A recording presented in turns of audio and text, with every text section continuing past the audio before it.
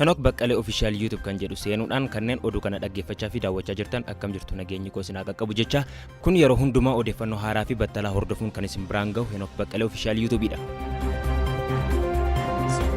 Lammiin Itoophiyaa Meeroon Hadaroo barreessituu jalqabaa badhaasa kabajamaa Eco Kane Prize for African Writing jedhamu fudhatte taate guddaan gammade rifaatu keessan jira. Dorgommiif kaadhimamuun mataan isaayyuu kabaja guddaadha jechuun BBC'tti dubbatte.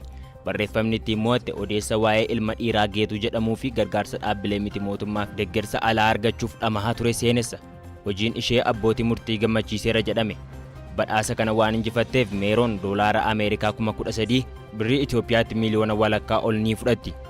Meeroon Hadaroon kan dhalatte Itoophiyaa keessaa yommuu ta'u haa ta'u malee guddinni ishee biyya USA'dha. Maatiin ishee lamaanuu dooktaroota fayyaadha. Obboleettiin ishee Makliit Hadaroo milkaa'ina isheef deeggarsi ishee akkaan barbaachisaa ta'uu himti.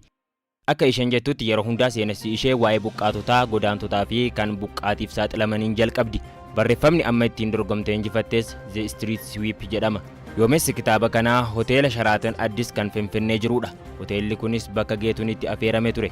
Yeroo achi dhaqe waan hunduu itti bitaacha'uu isaa ija isaa keessaa mul'ata jechuun ibsiti. Isa kanan gattaa'ee galmeessuu fedhe akka hoteela seenu eeyyamamuun isaa balballi isaaf banaa ta'uun maal akka himuu fi bakka bu'u jechuun ibsiti. Meeroon barreeffamoota gabaabaa barreessuu jaallatti kanneen keessaas ergaa gurguddaa dabarsuun danda'a jechuun amanti. Isa itti aanu yeroo jalqabaaf asoosama barreessuuf yaada akka qabdu BBC'tti himteetti. Maddi keenya toora intarneetii BBC Afaan Oromooti.